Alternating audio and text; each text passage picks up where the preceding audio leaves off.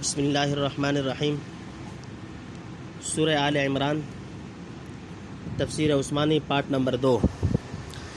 بشر، کسی آدمی نے، نمبر 1، قال کذالک اللہ یخلق ما یشاء، فرمایا اسی طرح اللہ پیدا کرتا ہے جو چاہے۔ اذا قضا، جب ارادہ کرتا ہے، امرن، کسی کام کا، فانما یقول له، تو یہی کہتا ہے اس کو، کن فیکون، کہ ہو جا سو وہ ہو جاتا ہے۔ نمبر 2، وَيُعَلِّمُهُ الْكِتَابَ وَالْحِكْمَةَ وَالتَّوْرَاةَ وَالْإِنْجِيلَ، اور سکھا دے گا اس کو کتاب اور تہ کی باتیں، والتورات اور توریت، والانجیل اور انجیل۔ نمبر 3، وَرَسُولًا، اور کرے گا اس کو پیغمبر، الی بنی اسرائیل، بنی اسرائیل کی طرف، انی قد جئتکم، بے شک میں آیا ہوں تمہارے پاس، بآیۃ من ربکم، نشانیاں لے کر تمہارے رب کی طرف سے۔ نمبر 4، انی اخلق لکم من الطین، کہ میں بنا دیتا ہوں تم کو گارے سے، کہیئۃ الطیر، پرندے کی شکل، فانفخ فیہا، پھر میں اس میں پھونک مارتا ہوں، فیکون طیرا باذن اللہ، تو ہو جاتا ہے وہ اڑتا جانور اللہ کے حکم سے۔ نمبر 5، وابرئ الاکمہ والابرص واحیی الموتى، اور اچھا کرتا ہوں مادر زاد اندھے کو اور کوڑھی کو، اور جلاتا ہوں مردے کو، باذن اللہ، اللہ کے حکم سے۔ نمبر 6، وَأُنَبِّئُكُم بِمَا تَأْكُلُونَ، اور بتا دیتا ہوں تم کو جو کھا کر آؤ، وَمَا تَدَّخِرُونَ، اور جو رکھ کر آؤ، فی، اپنے۔ تفسیر۔ نمبر 1، معلوم ہوا کہ وہ بشارت سے یہی سمجھیں کہ لڑکا بحالت موجودہ ہونے والا ہے، ورنہ تعجب کا کیا موقع تھا۔ نمبر 2، حضرت عیسیٰ علیہ السلام بغیر باپ کے پیدا ہوں گے، یعنی اس طرح بدون مس بشر کے ہو جائے گا، خلاف عادت ہونے کی وجہ سے تعجب نہ کر، حق تعالیٰ جو چاہے اور جس طرح چاہے پیدا کر دے، اس کی قدرت کی حد بندی نہیں ہو سکتی۔ ایک کام کا ارادہ کیا اور ہو گیا، نہ وہ مادہ کا محتاج نہ اسباب کا پابند۔ نمبر 3، یعنی لکھنا سکھائے گا، یا عام کتب ہدایت کا عموماً اور تورات و انجیل کا خصوصاً علم عطا فرمائے گا، اور بڑی گہری حکمت کی باتیں تلقین کرے گا، اور بندہ کے خیال میں ممکن ہے کہ کتاب و حکمت سے مراد قرآن و سنت ہو، کیونکہ حضرت مسیح نزول کے بعد قرآن و سنت رسول اللہ صلی اللہ علیہ وسلم کے موافق حکم کریں گے، اور یہ جب ہی ہو سکتا ہے کہ ان چیزوں کا علم دیا جائے، واللہ عالم۔ نمبر 4، یعنی پیغمبر ہو کر اپنی قوم بنی اسرائیل سے یہ فرمائیں گے۔ نمبر 5، حضرت عیسیٰ علیہ السلام کے عجیب و غریب معجزات۔ محض شکل و صورت بنانے کو خلق سے تعبیر کرنا صرف ظاہری حیثیت سے ہے، جیسے حدیث صحیح میں معمولی تصویر بنانے کو خلق سے تعبیر فرمایا، احیوک ما خلقتم، یا خدا کو احسن الخالقین فرما کر بتلا دیا کہ محض ظاہری صورت کے لحاظ سے غیر اللہ پر بھی یہ لفظ بولا جا سکتا ہے، اگرچہ حقیقت تخلیق کے لحاظ سے حق تعالیٰ کے سوا کوئی خالق نہیں کہلا سکتا۔ شاید اسی لیے یہاں یوں نہ فرمایا، انی اخلق لکم من الطین طیرا، میں مٹی سے پرندہ بنا دیتا ہوں، یوں کہا کہ میں مٹی سے پرندے کی شکل بنا کر اس میں پھونک مارتا ہوں، پھر وہ پرندہ اللہ کے حکم سے بن جاتا ہے۔ بہرحال یہ معجزہ آپ نے دکھلایا، اور کہتے ہیں کہ بچپن میں ہی بطور ارہاس آپ سے یہ خرق عادت ظاہر ہوا، تاکہ تہمت لگانے والوں کو ایک چھوٹا سا نمونہ قدرت خداوندی کا دکھلا دیں کہ جب میرے نفخہ پھونکنے پر خدا تعالیٰ مٹی کی بے جان صورت کو جاندار بنا دیتا ہے، اسی طرح اگر اس نے بدون مس بشر محض روح القدس کے نفخہ سے ایک برگزیدہ عورت کے پانی پر روح عیسوی فائز کر دی تو کیا تعجب ہے۔ بلکہ حضرت مسیح چونکہ نفخہ جبرائیلیہ سے پیدا ہوئے ہیں، اس مسیحیائی نفخہ کو اسی نوعیت ولادت کا ایک اثر سمجھنا چاہیے۔ سورہ مائدہ کے آخر میں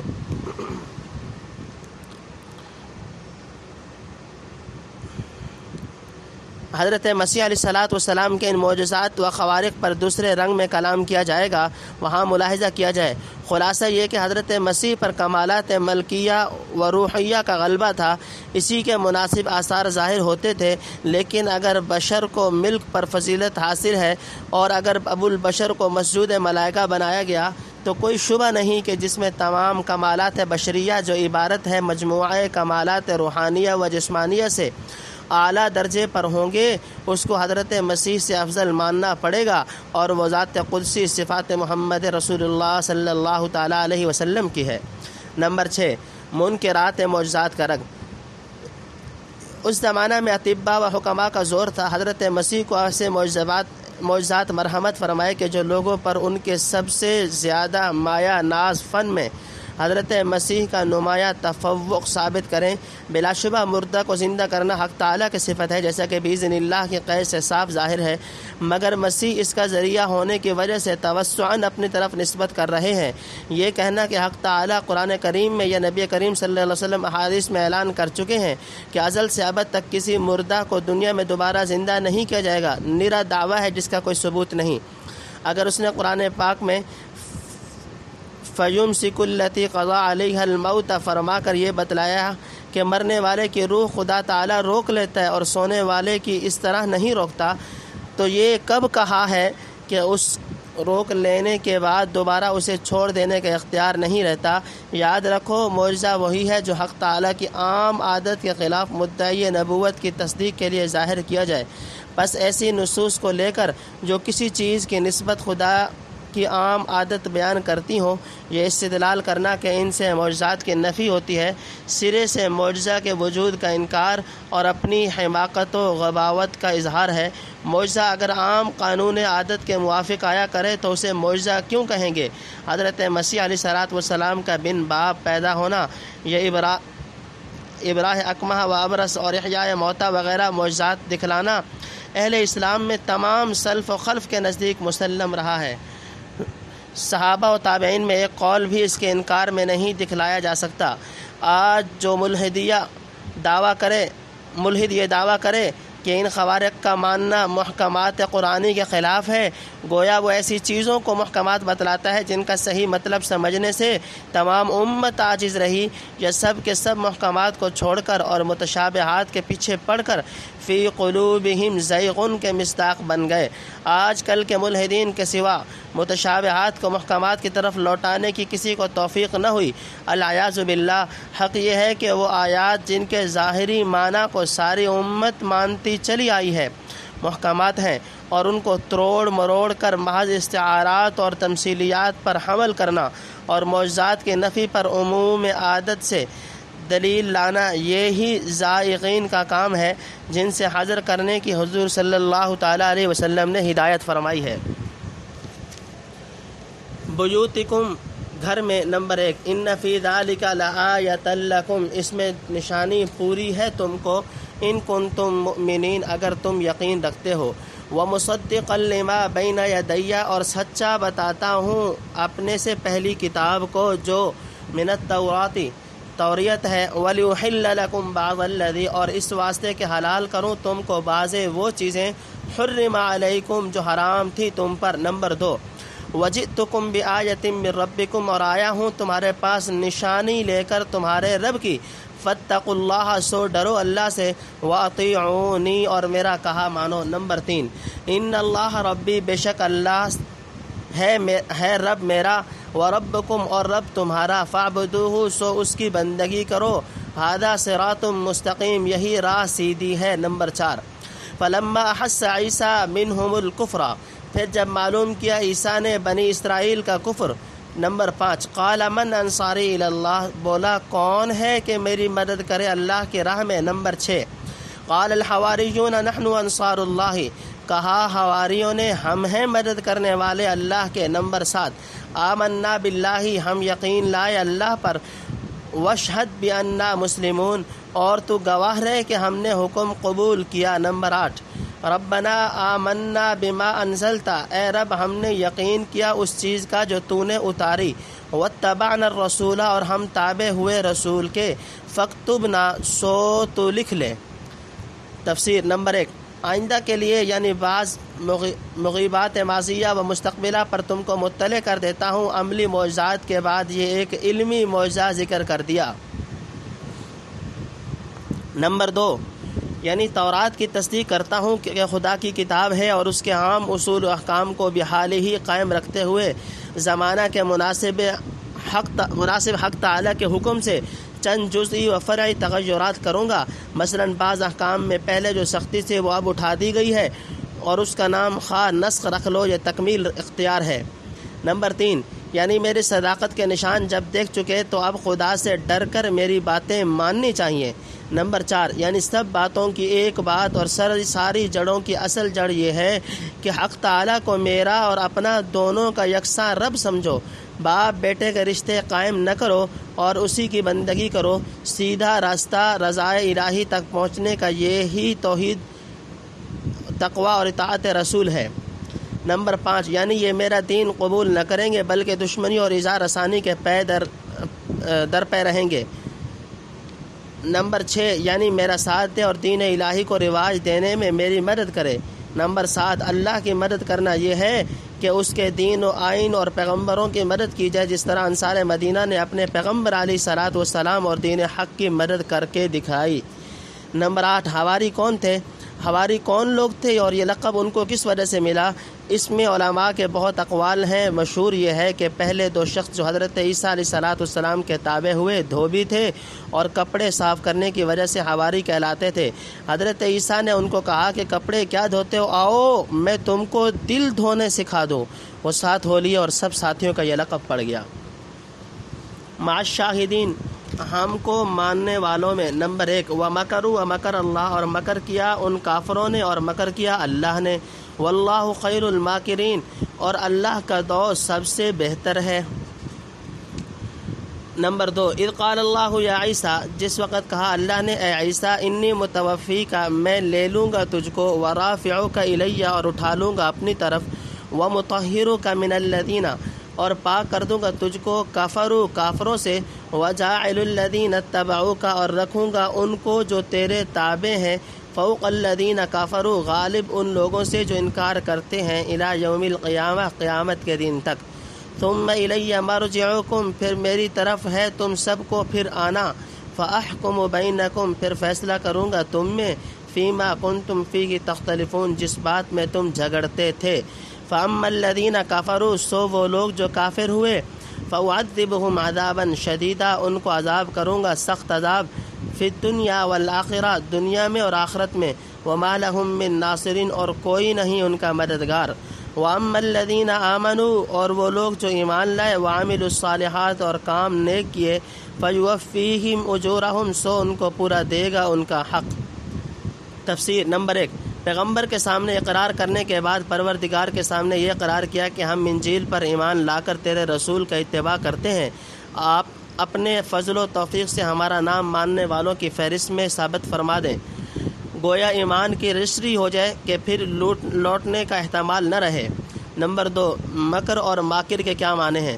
مکر کہتے ہیں لطیف و خفیہ تدبیر کو، اگر وہ اچھے مقصد کے لیے ہو اچھا ہے اور برائی کے لیے ہو تو برا ہے، اس لیے ولا یحیق المکر السیء میں مکر کے ساتھ سیء کی قید لگائی، اور یہاں خدا کو خیر الماکرین کہا۔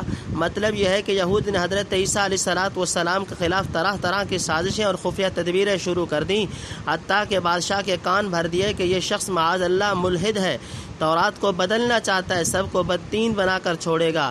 اس نے مسیح علیہ الصلاۃ والسلام کی گرفتاری کا حکم دے دیا۔ ادھر یہ ہو رہا تھا اور ادھر حق تعالیٰ کی لطیف و خفیہ تدبیر ان کے توڑ میں اپنا کام کر رہی تھی، جس کا ذکر آگے آتا ہے۔ بے شک خدا کی تدبیر سب سے بہتر اور مضبوط ہے، جسے کوئی نہیں توڑ سکتا۔ واللہ لا يحب الظالمین، اور اللہ کو خوش نہیں آتے بے انصاف۔ نمبر 1، ذالک نتلوہ علیک، یہ پڑھ سناتے ہیں ہم تجھ کو، من الآیاتی آیتیں، والذکر الحکیم، اور بیان تحقیقی۔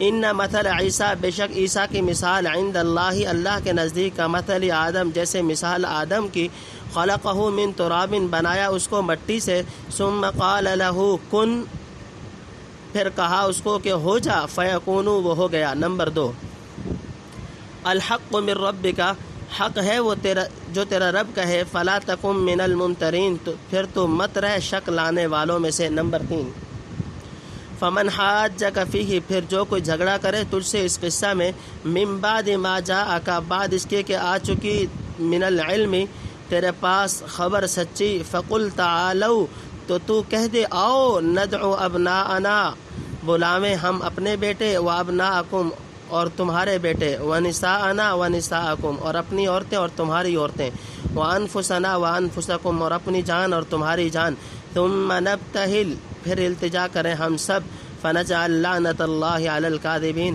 اور لعنت کریں اللہ کے ان پر جو جھوٹے ہیں۔ نمبر 4 ان ھذا لہو القصص الحق بے شک یہی ہے بیان سچا۔ وما من الہ الا اللہ اور کسی کی بندگی نہیں سوا اللہ کے۔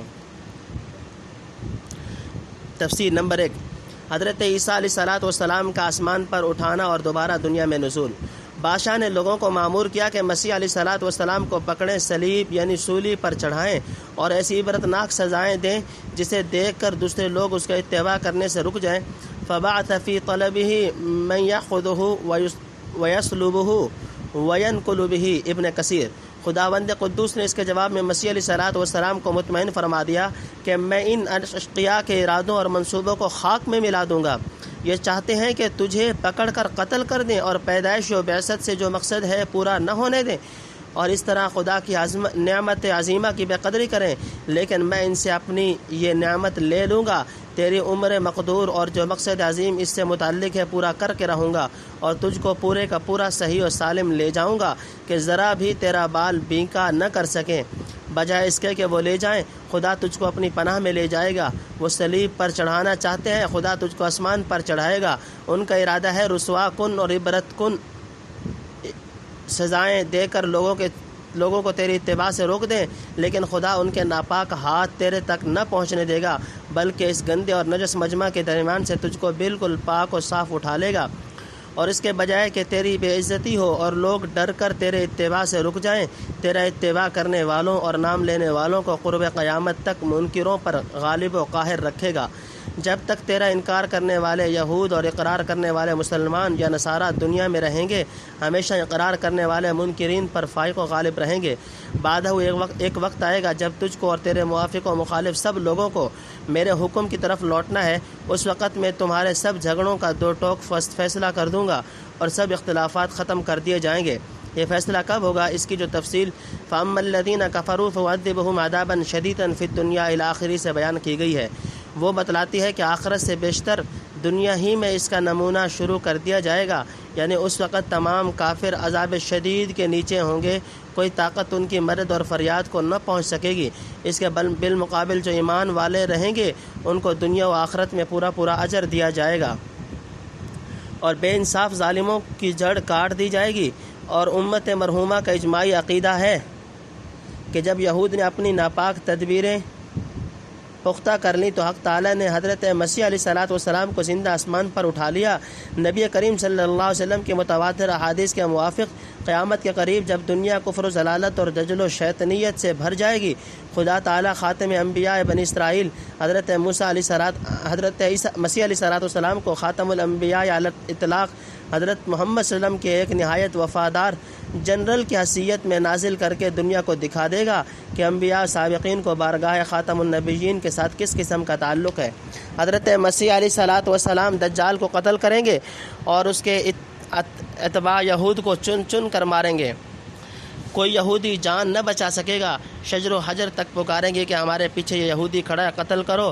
حضرت مسیح صلیب کو توڑ دیں گے، نصارہ کے باطل عقائد و خیالات کی اصلاح کر کے تمام دنیا کو ایمان کے راستے پر ڈال دیں گے۔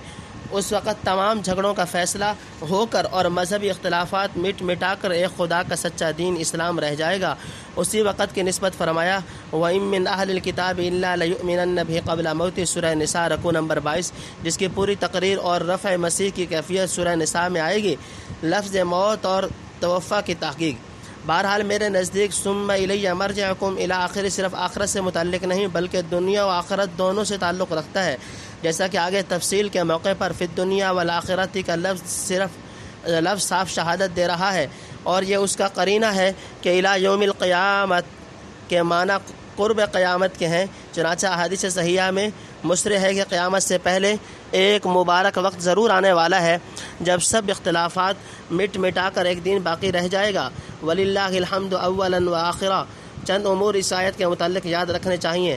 لفظ توفا کے متعلق کلیات ابو البقاء میں ہے التوفا الاماتۃ وقبض الروح وعلیہ استعمال العامۃ اب الاستعفاء واخذ الحق وعلیہ استعمال البلغاء۔ توفا کا لفظ عوام کے یہاں موت دینے اور جان لینے کے لیے استعمال ہوتا ہے، لیکن بلغاء کے نزدیک اس کے معنی پورا وصول کرنا اور ٹھیک لینا۔ گویا ان کے نزدیک موت پر بھی توفا کا اطلاق اسی حیثیت سے ہوا کہ موت میں کوئی عضو خاص نہیں بلکہ خدا کی طرف سے پوری جان وصول کر لی جاتی ہے۔ اب اگر فرض کرو خدا تعالی نے کسی کی جان بدن سمیت لے لی تو اسے بطریق اولا توفا کہا جائے گا۔ جن اہل لغت نے توفا کے معنی قبض روح کے لکھے ہیں انہوں نے یہ نہیں کہا کہ قبض روح مع البدن کو توفا نہیں کہتے، نہ کوئی ایسا ضابطہ بتایا ہے کہ جب توفا کا فاعل اللہ اور مفعول ذی روح ہو تو بجز موت کے کوئی معنی نہ ہو سکے۔ ہاں چونکہ عموماً قبض روح کا وقوع بدن سے جدا کر کے ہوتا ہے، اس لیے کثرت و عادت کے لحاظ سے اکثر موت کا لفظ اس کے ساتھ لکھ دیتے ہیں، ورنہ لفظ کا لغوی مدلول قبض روح مع البدن کو شامل ہے۔ دیکھیے اللہ یتوفی الانفس حین موتها والتی لم تمت فی منامها، سورہ زمر رکوع نمبر 5 میں توفا نفس قبض روح کی دو صورتیں بتلائیں، موت اور نیند۔ اس تقسیم سے نیز توفے کو انفس پر وارد کر کے اور حین موتہا کی قید لگا کر بتلا دیا کہ توفے اور موت دو الگ الگ چیزیں ہیں۔ اصل یہ ہے کہ قبض روح کے متعلق مختلف مدارج ہیں، ایک درجہ وہ ہے جو موت کی صورت میں پایا جائے، دوسرا وہ جو نیند کی صورت میں ہو۔ قرآن کریم نے بتلا دیا کہ وہ دونوں پر توفا کا لفظ اطلاق کرتا ہے، کچھ موت کی تخصیص نہیں۔ یتوفاکم باللیل ویعلم ما جرحتم بالنہار، سورہ انعام رکوع نمبر 7۔ اب جس طرح اس نے دو آیتوں میں نوم پر توفا کا اطلاق جائز رکھا، حالانکہ نوم میں قبض روح بھی پورا نہیں ہوتا، اسی طرح اگر آل عمران اور مائدہ کی دو آیتوں میں توفا کا لفظ قبض روح مع البدن پر اطلاق کر دیا گیا تو کون سا استحالہ لازم آتا ہے، بالخصوص جب یہ دیکھا جائے کہ موت اور نوم میں لفظ توفا کا استعمال قرآن کریم ہی نے شروع کیا ہے۔ جاہلیت والے تو عموماً اس حقیقت سے ہی نا آشنا تھے، موت یا نوم میں خدا تعالیٰ کوئی چیز آدمی سے وصول کر لیتا ہے، اس لیے لفظ توفا کا استعمال موت اور نوم پر ان کے یہاں شائع نہ تھا۔ قرآن کریم نے موت وغیرہ کی حقیقت پر روشنی ڈالنے کے لیے اول اس لفظ کا استعمال شروع کیا، تو اسی کو حق ہے کہ موت و نوم کی طرح اخذ روح مع البدن کے نادر مواقع میں بھی اسے استعمال کر لے۔ بہرحال آیات حاضرہ میں جمہور کے نزدیک توفا سے موت مراد نہیں، اور ابن عباس سے بھی صحیح ترین روایت یہی ہے کہ حضرت مسیح علیہ السلام زندہ آسمان پر اٹھائے گئے، کما فی روح المعانی وغیرہ زندہ اٹھائے جانے یا دوبارہ نازل ہونے کا انکار سلف میں سے کسی سے منقول نہیں، بلکہ تلخیص العبیر میں یا حافظ ابن حجر نے اس پر اجماع نقل کیا ہے، اور ابن کثیر وغیرہ نے احادیث نزول کو متواتر کہا ہے، اور اکمال المعلم میں امام مالک نے اس کی تصریح نقل کی ہے۔ پھر جو معجزات حضرت مسیح علیہ السلام نے دکھلائے ان میں علاوہ دوسری حکمتوں کی ایک خاص مناسبت آپ کے رفع السماء کے ساتھ پائی جاتی ہے۔ آپ نے شروع ہی سے متنبہ کر دیا کہ جب ایک مٹی کا پتلا میرے پھونک مارنے سے باذن اللہ پرندہ بن کر اوپر اڑا چلا جاتا ہے، کیا وہ بشر جس پر خدا نے روح اللہ کا لفظ اطلاق کیا اور روح القدس کے نفخہ سے پیدا ہوا، یہ ممکن نہیں کہ خدا کے حکم سے اڑ کر آسمان تک چلا جائے، جس کے ہاتھ لگانے یا دو لفظ کہنے پر حق تعالیٰ کے حکم سے اندھے اور کوڑھی اچھے اور مردے زندہ ہو جائیں۔ اگر وہ اس موتن کون و فساد سے الگ ہو کر ہزاروں برس فرشتوں کی طرح آسمان پر زندہ اور درست رہے تو کیا استبعاد ہے؟ قال قتادة فطار مع الملائكة فهو معهم حول العرش وصار انسيا ملكيا سماويا ارضيا بغوی۔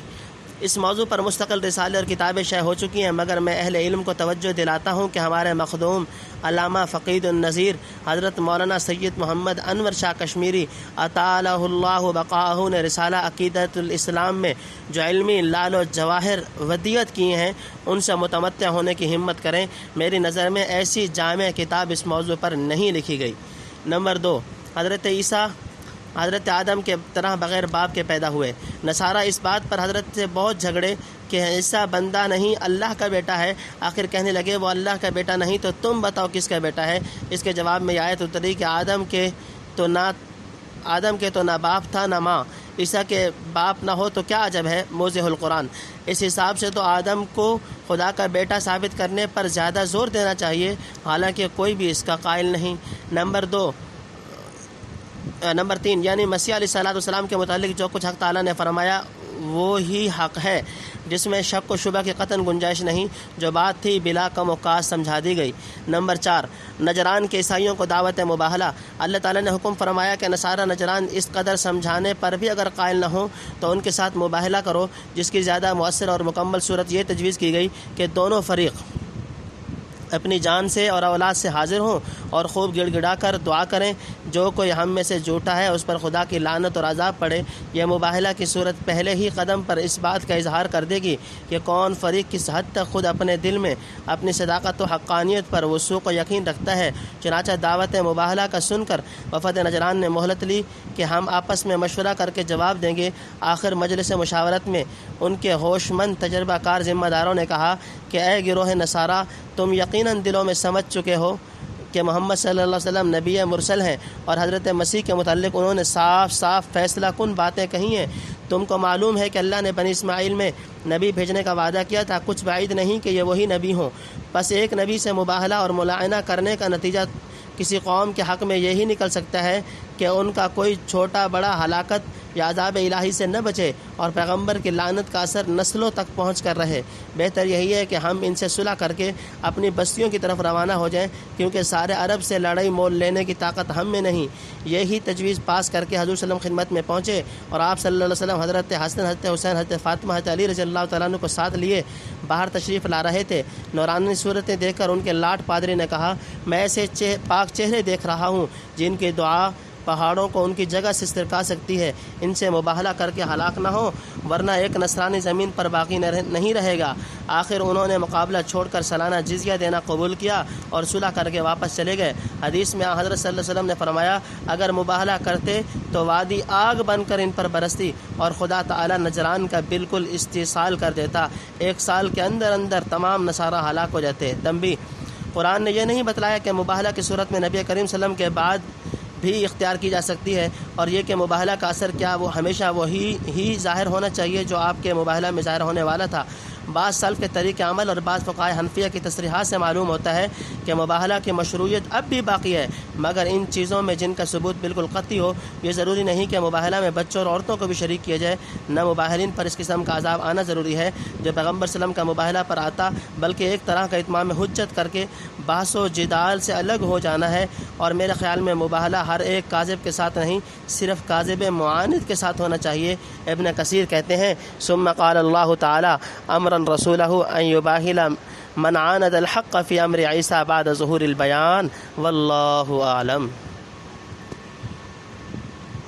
اللہ کے نمبر 1، وَإِنَّ اللَّهَ لَهُوَ الْعَزِيزُ الْحَكِيمُ، اور اللہ جو ہے وہی ہے زبردست حکمت والا۔ نمبر 2، فَإِن تَوَلَّوْا، پھر اگر قبول نہ کریں، فَإِنَّ اللَّهَ عَلِيمٌ بِالْمُفْسِدِينَ، تو اللہ تعالیٰ کو معلوم ہے فساد کرنے والے۔ نمبر 3، قل یا اہل الکتاب، تو کہہ اے اہل کتاب، تعالوا الی کلمۃ، او ایک بات کی طرف، سواء بیننا و بینکم، جو برابر ہے ہم میں اور تم میں، اللہ نعبد الا اللہ، کہ بندگی نہ کریں ہم مگر اللہ کی، ولا نشرک بہ شیئا، اور شریک نہ ٹھہرائیں اس کا کسی کو، ولا یتخذ بعضنا بعضا اربابا، اور نہ بنا دے کوئی کسی کو رب، من دون اللہ، سوا اللہ کے۔ نمبر 4، فإن تولوا، پھر اگر وہ قبول نہ کریں، فقولوا، تو کہہ دو، اشہدوا، گواہ رہو، بأننا مسلمون، ہم تو حکم کے تابع ہیں۔ نمبر 5، یا اہل الکتاب، یا اہل کتاب، لم تحاجون فی ابراہیم، کیوں جھگڑتے ہو ابراہیم کی بابت، وما انزلت التوراۃ، اور تورات، والانجیل الا من بعدی، اور انجیل تو اتری اس کے بعد، افلا تعقلون، کیا تم کو عقل نہیں ہے، ہا انتم ہاؤلاء حاججتم، سنتے ہو تم لوگ جھگڑ چکے، فیما لکم بہ علم، جس بات میں تم کو کچھ خبر تھی، فلیما، اب۔ تفسیر: نمبر 1، دعوت مباہلہ کے ساتھ بتلا دیا کہ مباہلہ اس پر کیا جاتا ہے کہ جو کچھ حضرت مسیح کے متعلق قرآن میں بیان ہوا اور وہی سچا بیان ہے، اور خدا کی بارگاہ ہر قسم کے شرک اور باپ بیٹے وغیرہ کے تعلقات سے پاک ہے۔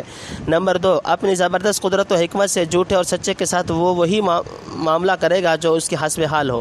نمبر 3، اگر نہ دلائل سے نہ مانے اور نہ مباہلہ پر آمادہ ہوں تو سمجھ لو کہ احقاق حق مقصود نہیں، نہ دل میں اپنے عقائد کی صداقت پر وثوق ہے، محض فتنہ و فساد پھیلانا ہی پیش نظر ہے، تو خوب سمجھ لیں کہ سب مفسدین اللہ کی نظر میں ہیں۔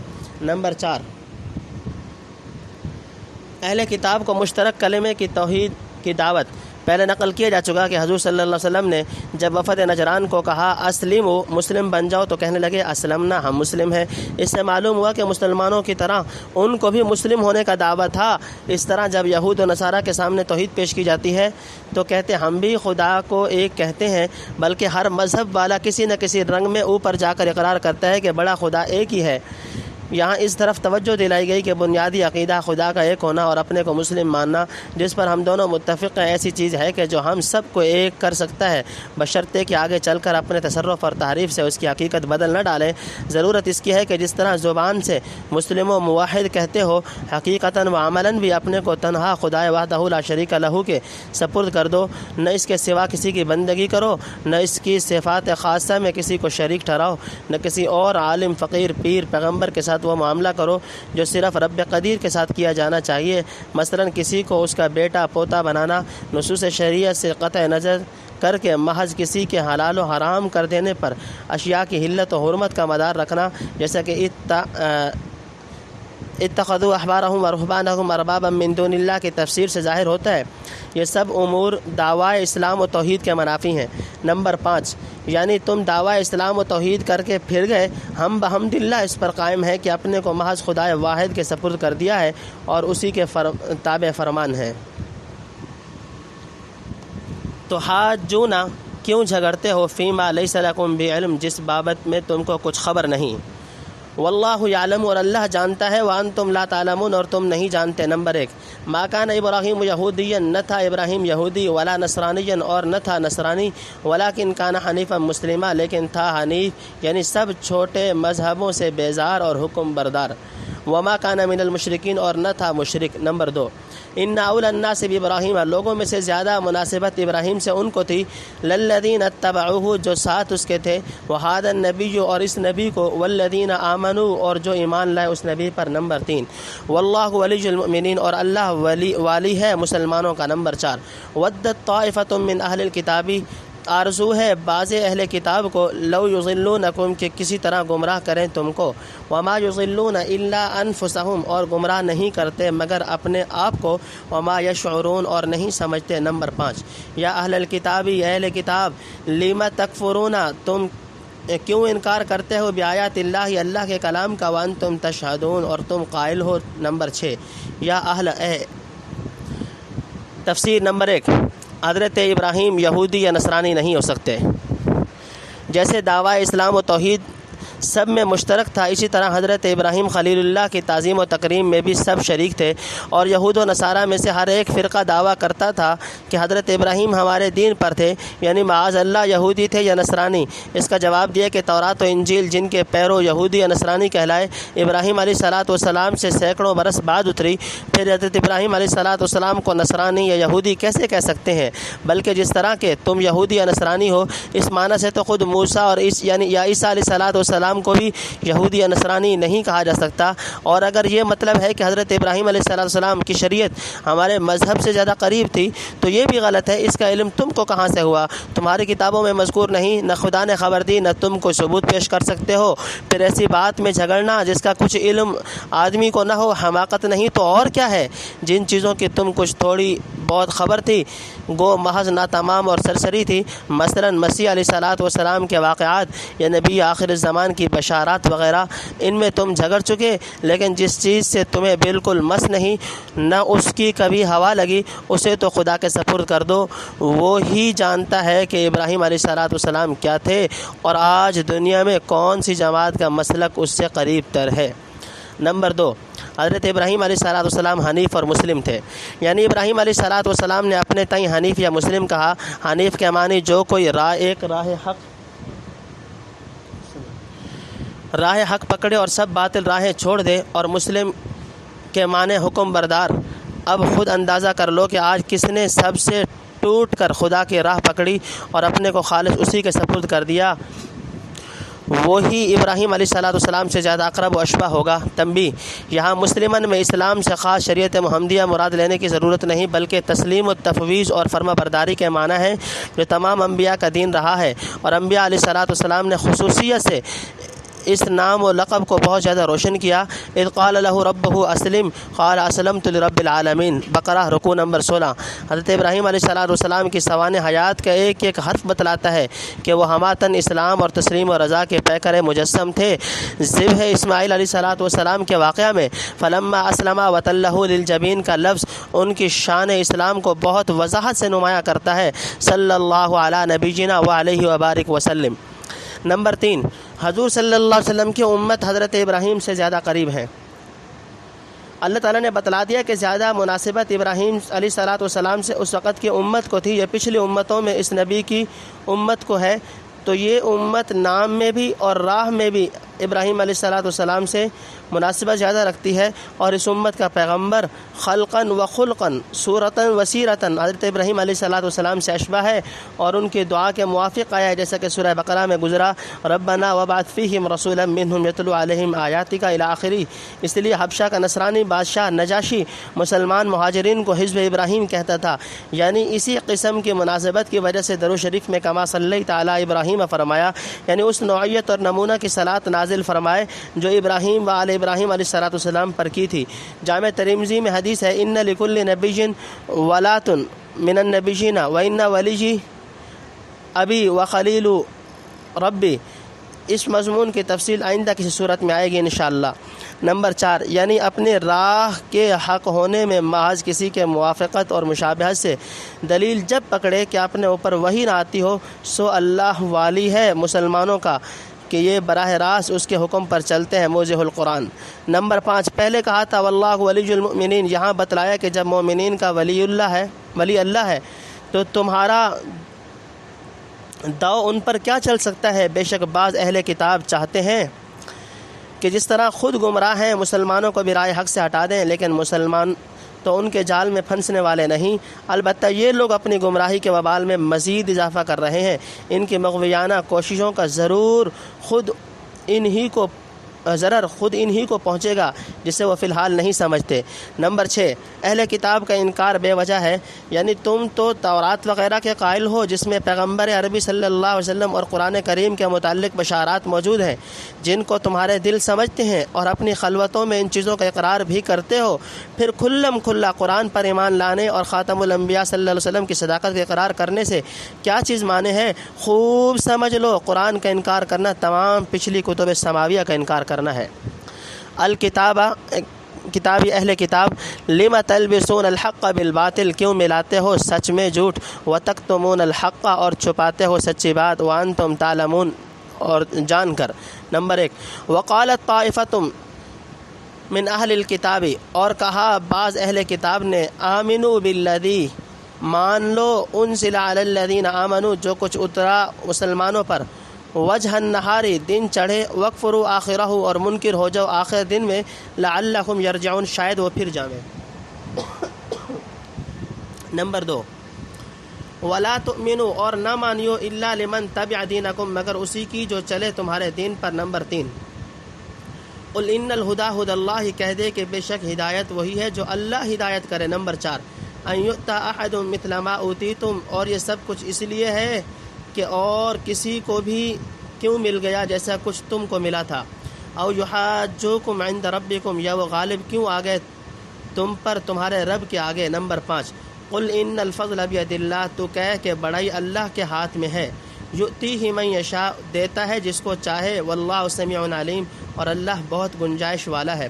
یختص برحمتہ من یشاء، خبردار خاص کرتا ہے اپنی مہربانی جس پر چاہے، واللہ ذو الفضل العظیم، اور اللہ کا فضل بڑا ہے۔ نمبر 6، ومن اہل الکتاب، اور بعض اہل کتاب میں۔ تفسیر، تورات کے بعض احکام تو اغراض دنیاوی کی خاطر سرے سے موقوف ہی کر ڈالے تھے، بعض آیات میں تحریف لفظی کی تھی، بعض کے معنی بدل دیے تھے، اور بعض چیزیں چھپا رکھی تھیں، ہر کسی کو خبر نہ کرتے تھے، جیسے بشارات پیغمبر آخر الزمان صلی اللہ علیہ وسلم کی۔ نمبر 2، اہل کتاب کی سازشیں، ان آیتوں میں اہل کتاب کی چالاکیاں اور خیانتیں ذکر کی جا رہی ہیں۔ ان میں سے ایک یہ تھی کہ اپنے کچھ آدمی صبح کے وقت بظاہر مسلمان بن جائیں اور مسلمانوں کے ساتھ نماز پڑھیں، اور شام کو یہ کہہ کر کہ ہم کو اپنے بڑے بڑے علماء سے تحقیق کرنے پر معلوم ہوا کہ یہ وہ نبی نہیں جن کی بشارت دی گئی تھی، اور تجربہ سے ان کے حالات بھی اہل حق کی طرح کے ثابت نہ ہوئے، اسلام سے پھر جایا کریں۔ نتیجہ یہ ہوگا کہ بہت سی ضعیف الایمان ہماری یہ حرکت دیکھ کر اسلام سے پھر جائیں گے اور سمجھ لیں گے کہ مذہب اسلام میں ضرور کوئی عیب و نقص دیکھا ہوگا۔ جو یہ لوگ اسلام داخل ہونے کے بعد اس سے نکلے، نیز عرب کے جاہلوں میں اہل کتاب کے علم و فضل کا چرچا تھا، اس بنا پر یہ خیال پیدا ہو جائے گا کہ یہ جدید مذہب اگر سچا ہوتا تو ایسے اہل علم اسے رد نہ کرتے بلکہ سب سے آگے بڑھ کر قبول کرتے۔ نمبر 3، یعنی جو یہود مسلمانوں کے سامنے جا کر نفاق سے اپنے کو مسلمان ظاہر کریں، انہیں یہ برابر ملحوظ رہے کہ وہ سچ مچ مسلمان نہیں بن گئے بلکہ بدستور یہودی ہیں، اور سچے دل سے انہی کی بات مان سکتے ہیں جو ان کے دین پر چلتا ہو اور شریعت موسوی کے اتباع کا دعویٰ رکھتا ہو۔ بعض نے وَلَا تُؤْمِنُوا إِلَّا لِمَنْ تَبِعَ دِينَكُمْ کے یہ معنی کیے ہیں کہ ظاہری طور پر جو ایمان لاؤ اور اپنے کو مسلمان بتاؤ، وہ محض ان لوگوں کی وجہ سے جو تمہارے دین پر چلنے والے ہیں، یعنی اس تدبیر سے اپنے ہم مذہبوں کی حفاظت مقصود ہونی چاہیے کہ وہ مسلمان نہ بن جائیں، یا جو بن چکے ہیں اس تدبیر سے واپس آ جائیں۔ نمبر 4، یعنی ہدایت تو اللہ کے دیے سے ملتی ہے، جس کے دل میں خدا نے ہدایت کا نور ڈال دیا، تمہاری ان پر فریب چال بازیوں سے وہ گمراہ ہونے والا نہیں ہے۔ نمبر 5، اہل کتاب کی ان سازشوں کی وجہ، یعنی یہ مکاریاں اور تدبیریں محض از راہ حسد اس جلن میں کی جاتی ہیں کہ دوسروں کو اس طرح کی شریعت اور نبوت و رسالت کیوں دی جا رہی ہے جیسی پہلی تم کو دی گئی تھی، یا مذہبی و دنیاوی جد و جہد میں دوسرے لوگ تم پر غالب آ کر کیوں آگے نکلے جا رہے ہیں اور خدا کے آگے تمہیں ملزم گردان رہے ہیں۔ یہود ہمیشہ اس خیال کی اشاعت کرتے رہے تھے کہ دنیا میں تنہا ہماری ہی قوم علم شرعیات کی اجارہ دار ہے، تورات ہم پر اتری، موسیٰ جیسے اولو العزم پیغمبر ہم میں آئے، پھر عرب کے امیوں کو اس فضل و کمال سے کیا واسطہ، لیکن تورات سفر استثناء کے عظیم الشان پیشین گوئی غلط نہیں ہو سکتی، جس میں بتایا گیا تھا کہ اللہ تعالیٰ بنی اسرائیل کے بھائیوں بنی اسماعیل میں سے ایک موسیٰ جیسا صاحب شریعت مستقلہ نبی اٹھائے گا، اپنا کلام قرآن کریم اس کے منہ میں ڈالے گا۔ انا ارسلنا الیکم رسولا شاہدا علیکم کما ارسلنا الی فرعون رسولا، سورہ مزمل رکوع نمبر 1۔ چنانچہ بنی اسماعیل کو یہ دولت ملی اور وہ علم و فضل، حجت و برہان اور مذہبی جد و جہد کے میدان مقابلہ میں نہ صرف بنی اسرائیل بلکہ دنیا کے تمام اقوام سے گوئے سبقت لے گئے۔ فالحمدللہ علی ذالک۔ تنبیہ، اس آیت کی تقریر کئی طرح سے کی گئی، لیکن ہم نے وہی تقریر اختیار کی جس کی طرف مترجم محقق قدس اللہ روحہ کے الفاظ اشارہ کر رہے ہیں۔ نمبر 6، یعنی اللہ کے خزانوں میں کمی نہیں اور اسی کو خبر ہے کہ کس کو کیا بڑائی ملنی چاہیے۔ نبوت، شریعت، ایمان، اسلام، ہر قسم کے مادی و روحانی فضائل و کمالات کا تقسیم کرنا اسی کے ہاتھ میں ہے جس وقت جسے مناسب جانے عطا کرتا ہے۔ اللہ اعلم حیث یجعل رسالتہ، سورہ انعام رکوع نمبر 15۔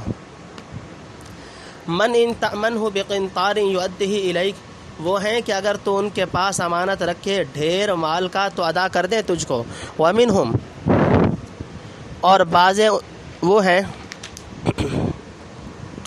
ان تأمنہ بدینار، اگر تو ان کے پاس امانت رکھے ایک اشرفی، لا یؤدہ الیک، تو ادا نہ کرے تجھ کو، الا ما دمت، مگر جب تک تو رہے، علیہ قائمہ، اس کے سر پر کھڑا۔ نمبر 1، ذالک بانہم قالوا لیس علینا فی الامیین سبیل، یہ اس واسطے کہ انہوں نے کہہ رکھا ہے کہ نہیں ہے ہم پر امی لوگوں کے حق لینے میں کچھ گناہ۔ نمبر 2، ویقولون علی اللہ الکذب، اور جھوٹ بولتے اللہ پر، وہم یعلمون، اور وہ جانتے ہیں۔ نمبر 3، بلا، کیوں نہیں، من اوفی بعہدہ، جو کوئی پورا کرے اپنے اقرار، واتقی، اور وہ پرہیزگار ہے، فإن اللہ، تو اللہ کو، یحب المتقین، محبت ہے پرہیزگاروں سے۔ نمبر 4، ان الذین یشترون، جو لوگ مول لیتے ہیں، بعہد اللہ، اللہ کے قرار پر، وایمانہم، اور اپنے قسموں پر، ثمنا قلیلا، تھوڑا سا مول۔ نمبر 5، اولئک لا خلاق لہم، ان کا کچھ حصہ نہیں فی الآخرہ، آخرت میں، ولا یکلمہم اللہ، اور نہ بات کرے گا ان سے اللہ، ولا ینظر الیہم، اور نہ نگاہ کرے گا ان کی طرف، یوم القیامہ، قیامت کے دن، ولا یزکیہم، اور نہ پاک کرے گا ان کو، ولہم عذاب علیم، اور ان کے واسطے عذاب ہے دردناک۔ نمبر 6، وَإِن، اور ان میں۔ تفسیر۔ نمبر 1، اہل کتاب کی خیانت اور امانت، اہل کتاب کی دینی خیانت تو نفاق کے سلسلے میں دنیاوی خیانت کا ذکر آ گیا، جس سے اس پر روشنی پڑتی ہے کہ جو لوگ 4 پیسہ پر نیت خراب کر لیں اور امانت داری نہ برت سکیں، ان سے کیا توقع ہو سکتی ہے کہ دینی معاملات میں امین ثابت ہوں گے؟ چنانچہ ان میں سے بہت سے وہ ہیں جن کے پاس زیادہ تو کیا ایک اشرفی بھی امانت رکھی جائے تو تھوڑی دیر بعد مکر جائیں، اور جب تک کوئی تقاضا کے لیے ہر وقت ان کے سر پر کھڑا نہ رہے اور پیچھا کرنے والا نہ ہو امانت ادا نہ کریں۔ بے شک ان میں سب کا حال ایسا نہیں، بعض ایسے بھی ہیں کہ جن کے پاس اگر سونے کا ڈھیر رکھ دیا جائے تو ایک رتی خیانت نہ کریں، لیکن یہی خوش معاملہ اور امین لوگ ہیں جو یہودیت سے بیزار ہو کر اسلام کے حلقہ بگوش بنتے جا رہے ہیں، مثلا حضرت عبداللہ ابن سلام رضی اللہ تعالیٰ عنہ وغیرہ۔ نمبر 2، یعنی پرایا حق کھانے کو یہ مسئلہ بنا لیا کہ عرب کے امی جو ہمارے مذہب پر نہیں، ان کا مال جس طرح ملے روا ہے، غیر مذہب والوں کی امانت میں خیانت کی جائے تو کچھ گناہ نہیں، خصوصاً وہ عرب جو اپنا آبائی دین چھوڑ کر مسلمان بن گئے ہیں، خدا نے ان کا مال ہمارے لیے حلال کر دیا ہے۔ نمبر 3، اہل کتاب اللہ پر جھوٹ باندھتے ہیں، یعنی جان بوجھ کر خدا کی طرف جھوٹی بات منسوب کر رہے ہیں۔ امانت میں خیانت کرنے کی خدا نے ہرگز اجازت نہیں دی۔ آج بھی اسلامی فقہ کا مسئلہ یہی ہے کہ مسلم ہو یا کافر، کسی کی امانت میں خیانت جائز نہیں۔ نمبر 4، اللہ کے عہد پر معاوضہ لینے والے۔ خیانت و بدعہدی میں گناہ کیوں نہیں، جبکہ خدا تعالیٰ کا عام قانون یہ ہے کہ جو کوئی خدا کے اور بندوں کے جائز عہد پورا کر لے اور خدا سے ڈر کر تقوی کی راہ چلے، یعنی فاسد خیالات، مذموم اعمال اور پست اخلاق سے پرہیز کرے، اسی سے خدا محبت کرتا ہے۔ اس میں امانت داری کی خصلت بھی آ گئی۔ نمبر 5، یعنی جو لوگ دنیا کے متاع قلیل لے کر خدا کے عہد اور آپس کی قسموں کو توڑ ڈالتے ہیں، نہ باہمی معاملات درست رکھتے ہیں، نہ خدا سے جو قول و قرار کیا تھا اس پر قائم رہتے ہیں، بلکہ مال و جاہ کی حرص میں احکام شریعہ کو بدلتے اور کتب سماویہ میں تحریف کرتے رہتے ہیں، ان کا انجام آگے مذکور ہے۔ حضرت شاہ صاحب رحمۃ اللہ علیہ لکھتے ہیں کہ یہ یہود میں صفت تھی کہ اللہ نے ان سے قرار لیا تھا اور قسمیں دی تھیں کہ ہر نبی کے مددگار رہیو، پھر غرض دنیا کے واسطے پھر گئے، اور جو کوئی جھوٹی قسم کھائے دنیا لینے کے واسطے اس کا یہی حال ہے۔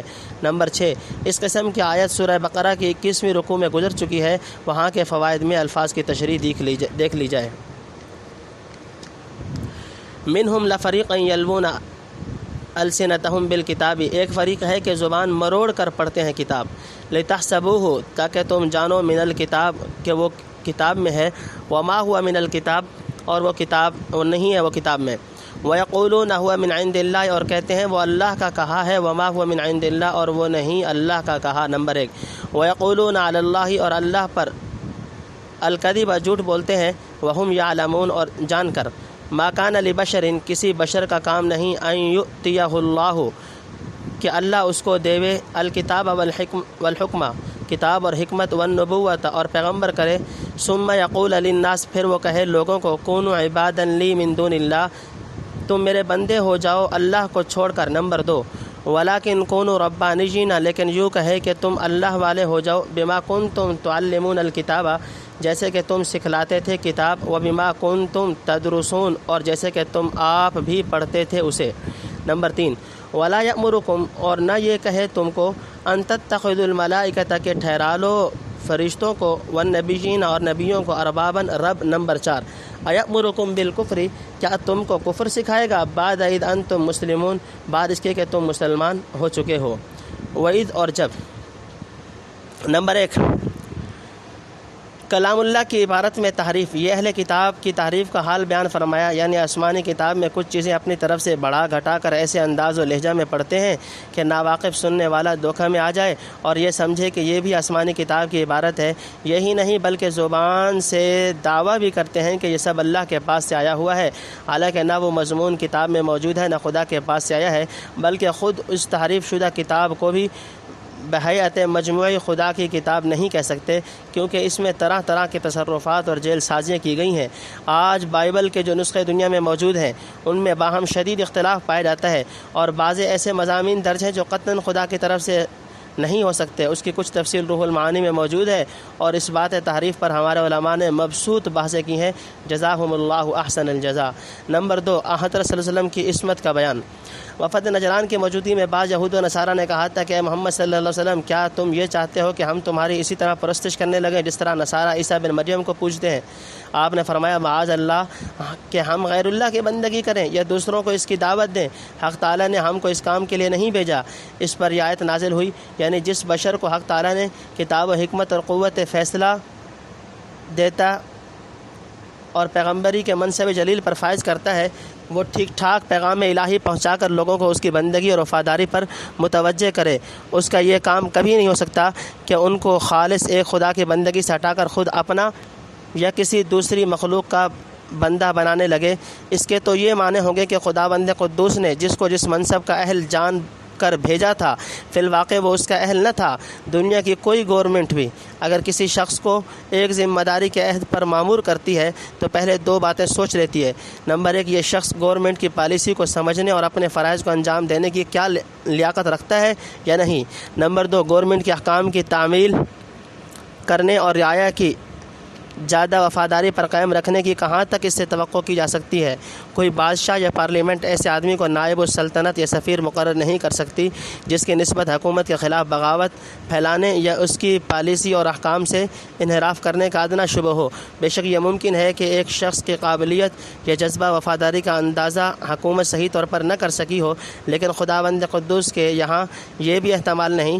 اگر کسی فرد کی نسبت اس کو علم ہے کہ یہ میری وفاداری اور اطاعت شعاری سے بال برابر تجاوز نہ کرے گا، تو مجال ہے وہ آگے چل کر اس کے خلاف ثابت ہو سکے، ورنہ علم الہی کا غلط ہونا لازم آتا ہے والعیاذ باللہ۔ یہیں سے عصمت انبیاء علیہ السلام کا مسئلہ سمجھ میں آ جاتا ہے۔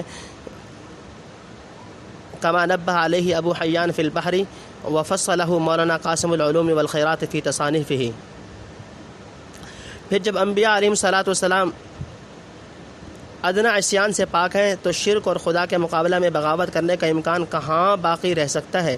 اس میں نصارہ کے اس دعویٰ کا بھی رد ہو گیا جو کہتے تھے کہ ابنیت و الوہیت مسیح کا عقیدہ ہم کو خود مسیح علیہ السلام نے تعلیم فرمایا ہے، اور ان مسلمانوں کو بھی نصیحت کر دی گئی جنہوں نے رسول اللہ صلی اللہ علیہ وسلم سے عرض کیا تھا کہ ہم سلام کی بجائے آپ کو سجدہ کیا کریں تو کیا حرج ہے، اور اہل کتاب پر بھی تعریض ہو گئی جنہوں نے اپنے احبار و رہبان کو خدائی کا درجہ دے رکھا تھا، والعیاذ باللہ۔ تنبیہ: ما کان لبشر الی آخری میں ابو حیان کے نزدیک اسی طرح کی نفی ہے جیسے ما کان لکم ان تنبتوا شجرہا میں، یا وما کان لنفس ان تموت الا باذن اللہ میں، وہو اصوب عندی۔ نمبر 3، موضح القرآن میں ہے جس کو اللہ نبی بنائے اور وہ لوگوں کو کفر و شرک سے نکال کر مسلمانی میں لائے، پھر کیوں کر ان کو کفر سکھلائے گا؟ ہاں تم کو اہل کتاب یہ کہتا ہے کہ تم میں جو آگے دینداری تھی، کتاب کا پڑھنا اور سکھانا، وہ نہیں رہی، اب میری صحبت میں پھر وہی کمال حاصل کرو اور عالم، حکیم، فقیہ، عارف، مدبر، متقی اور پکے خدا پرست بن جاؤ۔ اور یہ بات اب قرآن کریم پڑھنے، پڑھانے اور سیکھنے سکھانے سے حاصل ہو سکتی ہے۔ نمبر 4، جیسے نصارہ نے مسیح اور روح القدس کو، بعض یہود نے عزیر کو اور بعض مشرکین نے فرشتوں کو ٹھہرا لیا تھا۔ جب فرشتے اور پیغمبر خدائی شریک نہیں ہو سکتے تو پتھر کے بت اور صلیب کی لکڑی تو کس شمار میں ہے؟ نمبر 5، یعنی پہلے تو ربانی اللہ والا اور مسلم و موحد بنانے کی میں کوشش کی، جب لوگوں نے قبول کر لیا تو پھر انہیں شرک و کفر کی طرف لے جا کر اپنی ساری محنت اور کمائی اپنے ہاتھ سے برباد کر دے گا؟ یہ بات سمجھ میں نہیں آ سکتی۔ اخذ اللہ میثاق النبیین، لیا اللہ نے عہد نبیوں سے، لما آتیتکم من کتاب، جو کچھ میں نے تم کو دیا کتاب، و حکمت اور علم، ثم جاءکم رسول، پھر آوے تمہارے پاس کوئی رسول، مصدق لما معکم، کہ سچا بتاوے تمہارے پاس والی کتاب کو، لتؤمنن بہ، تو اس رسول پر ایمان لے آؤ گے، ولتنصرنہ، اور اس کی مدد کرو گے، قال اقررتم، فرمایا کیا تم نے اقرار کیا، واخذتم، اور علی ذالکم اسری، اور اس شرط پر میرا عہد قبول کیا، اور اس شرط پر میرا عہد قبول کیا، قالوا اقررنا، بولے ہم نے اقرار کیا۔ نمبر 1، قال فاشهدوا، فرمایا تو اب گواہ رہو، وانا معکم من الشاہدین، اور میں بھی تمہارے ساتھ گواہ ہوں۔ نمبر 2، فمن تولی بعد ذلک، پھر جو کوئی پھر جاوے اس کے بعد، فاولئک هم الفاسقون، تو وہی لوگ ہیں نافرمان۔ نمبر 3، افغیر دین اللہ، اب کوئی اور دین ڈھونڈتے ہیں، یبغون سوائے دین اللہ کے، وَلَهُ أَسْلَمَ مَنْ فِي السَّمَاوَاتِ وَالْأَرْضِ، اور اسی کے حکم میں ہے جو کوئی آسمان میں اور زمین میں ہے، طوعاً وکرہا، خوشی سے یا لاچاری سے۔ نمبر 4 وَإِلَيْهِ يُرْجَعُونَ، اور اسی کی طرف سب پھر جائیں گے۔ نمبر 5 قُلْ آمَنَّا بِاللَّهِ، تو کہے ایمان لائے اللہ پر، ہم ایمان لائے اللہ پر، وما انزل علینا، اور جو کچھ اترا ہم پر، وما انزل علی ابراہیم، اور جو کچھ اترا ابراہیم پر، و اسماعیل، اور اسماعیل پر۔ تفسیر نمبر 1 انبیاء سے اللہ تعالیٰ کا عہد، یعنی کوئی نبی اپنی بندگی کی تعلیم نہیں دے سکتا، بندگی صرف ایک خدا کی سکھائی جاتی ہے۔ البتہ انبیاء کا حق یہ ہے کہ جو لوگ ان پر ایمان لائیں ان کا کہا مانیں اور ہر قسم کی مدد کریں۔ عام لوگوں کا تو کیا ذکر ہے، حق تعالیٰ نے خود پیغمبروں سے بھی یہ پختہ عہد لے چھوڑا ہے کہ جب تم میں سے کسی نبی کے بعد دوسرا نبی آئے جو یقیناً پہلے انبیاء اور ان کی کتابوں کے اجمالاً یا تفصیلاً تصدیق کرتا ہوا آئے گا، تو ضروری ہے کہ پہلا نبی پچھلے کی صداقت پر ایمان لائے اور اس کی مدد کرے۔ اگر اس کا زمانہ پائے تو بذات خود بھی، اور نہ پائے تو اپنی امت کو پوری طرح ہدایت و تاکید کر جائے کہ بعد میں آنے والے پیغمبر پر ایمان لا کر اس کی اعانت و نصرت کرنا، کہ یہ وصیت کر جانا بھی اس کی مدد کرنے میں داخل ہے۔ اس عام قاعدے سے روز روشن کی طرح ظاہر ہے کہ خاتم الانبیاء محمد رسول اللہ صلی اللہ علیہ وسلم پر ایمان لانے اور ان کی مدد کرنے کا عہد بلا استثناء تمام انبیاء سابقین سے لیا گیا، اور انہوں نے اپنی اپنی امتوں سے یہی قول و اقرار لیے ہوں گے، کیونکہ ایک آپ صلی اللہ علیہ وسلم ہی کے مخزن الکمالات ہستی تھی جو عالم غیب میں سب سے پہلے اور عالم شہادت میں سب انبیاء کے بعد جلوہ افروز ہونے والی تھی، اور جس کے بعد کوئی نبی آنے والا نہ تھا، اور آپ ہی کا وجود باوجود تمام انبیاء سابقین کے اور کتب سماویہ کے حقانیت پر مہر تصدیق ثبت کرنے والا تھا۔ چنانچہ حضرت علی، حضرت ابن عباس وغیرہ سے منقول ہے کہ اس قسم کا عہد انبیاء سے لیا گیا، اور خود آپ نے ارشاد فرمایا کہ اگر آج موسیٰ زندہ ہوتے تو ان کو میری اتباع کے بدون چارہ نہ ہوتا، اور فرمایا عیسیٰ علیہ السلام جب نازل ہوں گے تو کتاب اللہ یعنی قرآن کریم اور تمہارے نبی کی سنت پر فیصلے کریں گے، محشر میں شفاعت کبریٰ کے لیے پیش قدمی کرنا اور تمام بنی آدم کا آپ کے جھنڈے تلے جمع ہونا، اور شب معراج میں بیت المقدس کے اندر تمام انبیاء کی امامت کرانا حضور صلی اللہ علیہ وسلم کی اسی سیادت عامہ اور امامت عظمیٰ کے آثار میں سے ہے۔ اللہم صلی علی سیدنا محمد وعلی آل سیدنا محمد وبارک وسلم۔ نمبر 2 یہ الفاظ محض عہد کی تاکید و اہتمام کے لیے فرمائے، کیونکہ جس عہد نامہ پر خدا تعالیٰ اور پیغمبروں کی گواہی ہو اس سے زیادہ پکی دستاویز کہاں ہو سکتی ہے۔ نمبر 3 جس چیز کا عہد خدا نے تمام انبیاء سے لیا اور انبیاء نے اپنی اپنی امتوں سے، اب اگر دنیا میں کوئی شخص سے روگردانی کرے تو بلا شبہ پرلے درجے کا بد عہد اور نافرمان ہوگا۔ بائبل اعمال رسل باب نمبر 3 آیت نمبر 21 میں ہے کہ ضرور ہے آسمان اسے لیے رہے اس وقت تک کہ سب چیزیں جن کا ذکر خدا نے اپنے سب پاک نبیوں کی زبانی شروع سے کیا اپنی حالت پر آویں، کیونکہ موسیٰ علیہ السلام نے باپ دادوں سے کہا کہ خداوند جو تمہارا خدا ہے تمہارے بھائیوں میں سے تمہارے لیے ایک نبی میری مانند اٹھائے گا، جو کچھ وہ تمہیں کہے اس کی سب سنو۔ نمبر 4 اسلام کے سوا کوئی دین نہیں، یعنی ہمیشہ سے خدا کا دین اسلام رہا ہے، جس کے معنی ہے حکم برداری۔ مطلب یہ ہے کہ جس وقت حق تعالیٰ کا جو حکم کسی راست باز اور صادق القول پیغمبر کے توسط سے پہنچے اس کے سامنے گردن جھکا دو۔ پس آج جو احکام و ہدایات سید المرسلین خاتم الانبیاء لے کر آئے وہی خدا کا دین ہے، کیا اسے چھوڑ کر نجات و فلاح کا کوئی اور راستہ ڈھونڈتے ہیں؟ خوب سمجھ لیں خدا کا دین چھوڑ کر کہیں ابدی نجات اور حقیقی کامیابی نہیں مل سکتی۔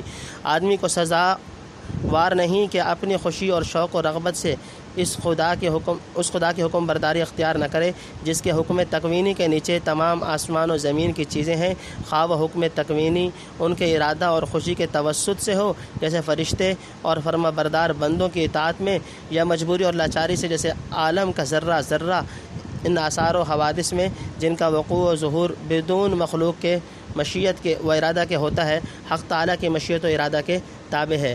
نمبر 5 سب کو آخر کار جب وہیں لوٹ کر جانا ہے تو عقل مند کو چاہیے کہ پہلے سے تیاری رکھے، یہاں نافرمانیاں کی تو وہاں کیا منہ دکھلائے گا۔ و اسحاق و یعقوب اور اسحاق پر اور یعقوب پر، والاسباط اور اس کی اولاد پر، وما اوتیا موسیٰ و عیسیٰ اور جو ملا موسیٰ اور عیسیٰ کو، والنبیون اور جو ملا سب نبیوں کو، من ربہم ان کے پروردگار کی طرف سے، لا نفرق بین احد منہم ہم جدا نہیں کرتے ان میں سے کسی کو، ونحن لہ مسلمون ہم اسی کے فرما بردار ہیں۔ نمبر 1 ومن یبتغی اور جو کوئی چاہے غیر الاسلام دیناً سوائے دین اسلام کے اور کوئی دین، فلن يقبل منه سو اس سے ہرگز قبول نہ ہوگا۔ نمبر 2 وهو في الآخرة من الخاسرین، اور وہ آخرت میں خراب ہے۔ نمبر 3 کیف یہدی اللہ قوما، کیوں کر راہ دے گا اللہ ایسے لوگوں کو، کفروا بعد ایمانہم کہ کافر ہو گئے ایمان لا کر، وشہدوا ان الرسول حق، اور گواہی دے کر کہ بے شک رسول سچا ہے، وجاءہم البینات، اور آئیں ان کے پاس نشانیاں روشن، واللہ لا یہدی القوم الظالمین، اور اللہ راہ نہیں دیتا ظالم لوگوں کو۔ نمبر 4 اولئک جزاؤہم ان علیہم لعنۃ اللہ، اور ایسے لوگوں کی سزا یہ ہے کہ ان پر لعنت ہے اللہ کی، والملائکۃ، اور فرشتوں کی، والناس اجمعین، اور لوگوں کی سب کی۔ نمبر 5 خالدین فیہا، ہمیشہ رہیں گے اس میں۔ نمبر 6 لا یخفف عنہم، نہ ہلکا ہوگا ان سے۔ تفسیر نمبر 1 تمام انبیاء برحق تھے، یعنی جو کچھ جس زمانہ میں خدا کی طرف سے اترا یا کسی پیغمبر کو دیا گیا، ہم بلا تفریق سب کو حق مانتے ہیں۔ ایک مسلم فرما بردار کا یہ وطیرہ نہیں کہ خدا کے بعض پیغمبروں کو مانے بعض کو نہ مانے، گویا آخر میں وَنَحْنُ لَهُ مُسْلِمُونَ کہہ کر اسلام کی حقیقت بتلا دی اور آگاہ کر دیا کہ اسلام کسی نبی برحق اور کسی آسمانی کتاب کی تکذیب کا روادار نہیں۔ اس کے نزدیک جس طرح قرآن کریم اور پیغمبر عربی صلی اللہ علیہ وسلم کا نہ ماننا کفر ہے، ایسے ہی کسی ایک نبی یا کتاب سماوی کا انکار کرنے سے بھی انسان کافر ہو جاتا ہے۔ بے شک پیغمبر آخر زمان کی یہی شان ہونی چاہیے کہ وہ تمام پہلی کتابوں اور نبوتوں کا مصدق ہو، اور اس طرح کی تمام اقوام کو جن کے پاس مقامی نذیر و ہادی آتے رہے تھے، جامعیت کبریٰ کے سب سے بڑے جھنڈے کے نیچے جمع ہونے کا راستہ بتلائے۔ تنبیہ، اسی قسم کی آیت پارہ علم الف لام میم کے آخر میں آ چکی ہے، اس کے فوائد ملاحظہ کر لیے جائیں۔ نمبر 2 اسلام کے سوا کوئی دین قبول نہیں، یعنی جب خدا کا دین اسلام اپنے مکمل صورت میں آ پہنچا تو کوئی جھوٹا یا نامکمل دین قبول نہیں کیا جا سکتا۔ طلوع آفتاب کے بعد مٹی کے چراغ جلانا یا گیس، بجلی اور ستاروں کی روشنی تلاش کرنا محض لغو اور کھلی حماقت ہے۔ مقامی نبوتوں اور ہدایتوں کا عہد گزر چکا، اب سب سے بڑی آخری اور عالمگیر نبوت و ہدایت سے ہی روشنی حاصل کرنے چاہیے کہ یہی تمام روشنیوں کا خزانہ ہے، جس میں پہلی تمام روشنیاں مدغم ہو چکی ہیں۔ فَإِنَّكَ شَمْسٌ وَالْمُلُوكُ كَوَاكِبٌ إِذَا طَلَعَتْ لَمْ يُبْدُ مِنْهُنَّ كَوْكَبٌ۔ نمبر 3 یعنی ثواب و کامیابی سے قطعاً محروم ہے۔ اس سے بڑا خسارہ کیا ہوگا کہ راس المال ہی کھو بیٹھا۔ حق تعالی نے جس صحیح فطرت پر پیدا کیا تھا، اپنے سوء اختیار اور غلط کاری سے اسے بھی تباہ کر ڈالا۔ نمبر 4 جھٹلانے والوں کا دردناک انجام۔ جن لوگوں نے وضوء حق کے بعد جان بوجھ کر کفر اختیار کیا، یعنی دل میں یقین رکھتے ہیں اور آنکھوں سے دیکھ رہے ہیں، بلکہ اپنی خاص مجلسوں میں اقرار کرتے ہیں کہ یہ رسول سچا ہے، اس کی حقانیت و صداقت کے روشن دلائل، کھلے نشانات اور صاف بشارات ان کو پہنچ چکی ہیں، اس پر بھی کبر و حسد اور حب جاہ و مال اسلام قبول کرنے اور کفر و عدوان کے چھوڑنے سے مانے ہے، جیسا کہ عموماً یہود و نصارہ کا حال تھا۔ ایسے ہٹ درم ضدی معاندین کی نسبت کیوں کر توقع کی جا سکتی ہے کہ باوجود اس طرح کا رویہ قائم رکھنے کے خدا تعالیٰ ان کو نجات و فلاح اور اپنی خوشنودی کے راستے پر لے جائے گا یا جنت تک پہنچنے کی راہ دے گا۔ اس کی عادت نہیں کہ ایسے بے انصاف متعصب ظالموں کو حقیقی کامیابی کی راہ دے۔ اسی پر ان بدبختوں کو قیاس کر لو جو قلبی معرفت و یقین کے درجے سے بڑھ کر ایک مرتبہ مسلمان بھی ہو چکے تھے، پھر دنیاوی اغراض اور شیطانی اغوا سے مرتد ہو گئے۔ یہ ان پہلوں سے بھی زیادہ کجرو اور بے حیا واقع ہوئے ہیں، اس لیے ان سے بڑھ کر لعنت و عقوبت کے مستحق ہوں گے۔ نمبر 5 یعنی خدا، فرشتے اور مسلمان لوگ سب ان پر لعنت بھیجتے ہیں، بلکہ ہر انسان حتیٰ کہ وہ خود بھی اپنے اوپر لعنت بھیجتے ہیں جب کہتے ہیں کہ ظالموں اور جھوٹوں پر خدا کی لعنت، گو اس وقت سمجھتے نہیں کہ یہ لعنت خود انہی پر واقع ہو رہی ہے۔ نمبر 6 یعنی اس لعنت کا اثر ہمیشہ رہے گا، دنیا میں پھٹکار اور آخرت میں خدا کی مار۔ العذاب ولا هم ينظرون، عذاب اور نہ ان کو فرصت ملی۔ نمبر 1 الا الذين تابوا، مگر جنہوں نے توبہ کی، من بعد ذلك اس کے بعد، واصلحوا اور نیک کام کیے، فإن اللہ غفور الرحیم، تو بے شک اللہ تعالیٰ غفور الرحیم ہے۔ نمبر 2 ان الذين كفروا، جو لوگ منکر ہوئے، بعد ایمانہم مان کر، ثم ازدادوا کفرا پھر بڑھتے رہے انکار میں، لن تقبل توبتهم، ہرگز قبول نہ ہوگی ان کی توبہ، واولئک هم الضالون، اور وہی ہیں گمراہ۔ نمبر 3 ان الذین کفروا، جو لوگ کافر ہوئے، وماتوا وهم کفار، اور مر گئے کافر ہی، فلن يقبل من احدهم، تو ہرگز قبول نہ ہوگا کسی ایسے سے، ملء الارض ذهبا، زمین بھر کر سونا۔ نمبر 4 ولو افتدی به، اگرچہ بدلہ دے وے اس قدر سونا، اولئک لهم عذاب علیم، ان کو عذاب دردناک ہے، وما لهم من ناصر، اور کوئی نہیں ان کا مددگار۔ نمبر 5 تفسیر نمبر 1 یعنی انہیں نہ کسی وقت عذاب کی شدت میں کمی محسوس ہوگی اور نہ ذرا سی دیر کے لیے عذاب ملتوی کر کے آرام دیا جائے گا۔ نمبر 2 ایسے سخت بے حیا مجرموں اور شدید ترین باغیوں کو کون بادشاہ معافی دے سکتا ہے، لیکن یہ اس غفور الرحیم ہی کی بارگاہ ہے کہ اس قدر شدید جرائم اور بغاوتوں کے بعد بھی اگر مجرم نادم ہو کر سچے دل سے توبہ اور نیک چال چلن اختیار کر لے تو سب گناہ یک قلم معاف کر دیے جائیں گے۔ اللہم اغفر ذنوبی فإنک غفور الرحیم۔